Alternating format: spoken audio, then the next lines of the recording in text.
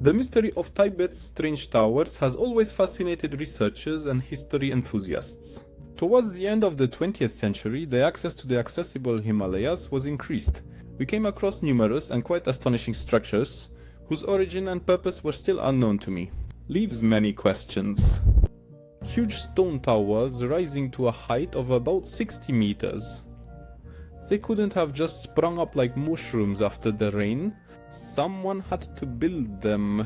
These structures often take the form of 8 or 12 pointed stars, and they are incredibly resistant to earthquakes, which in the Himalayas region is of great significance.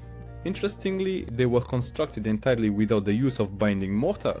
This fact leads to the assumption that these towers were built with resilience to all natural disasters in mind. Or finally, știu paghe whichever ze ienește called fazzowazirat the sigenzam. Natural erosive processes. The first mentions of these structures appeared in the scientific community relatively recently in 1998, mainly thanks to French researcher Frédéric de Ragon, who stumbled upon these extraordinary structures while searching for snow leopards. Dragon consistently studied this tower for several years, conducting a wide range of activities, starting with mapping, calculating their dimensions, and finally analyzing building materials. During this research, it turned out that the towers differ in terms of their bulge. Some are built only of stone, while others also include stone, made of brick and wood. Dragon's attempts to gather information on these structures from the local community and Buddhist monasteries. For a long time, it yielded no specifics. Only after carefully studying Chinese chronicles and records of 19th century European travelers, I shed some more light on this mystery. It was then established that they were created roughly during the Ming Dynasty reign. Isotope dating with carbon-14 indicated that most of them were created over the last 500 to even 1800 years.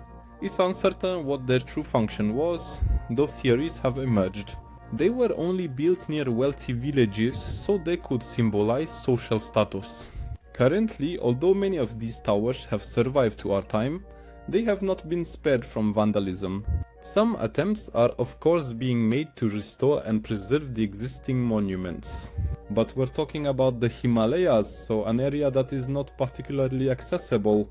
That's partially why the real history behind the creation of these monuments, it's not really clear, which is somewhat shocking considering we're talking about a discovery which has been known for at least a couple of decades. What do you think? What function could these Himalayan towers serve?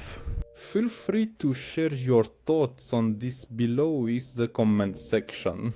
I also encourage you to ring the bell, support our activities, subscribe, and of course wish you all a great day.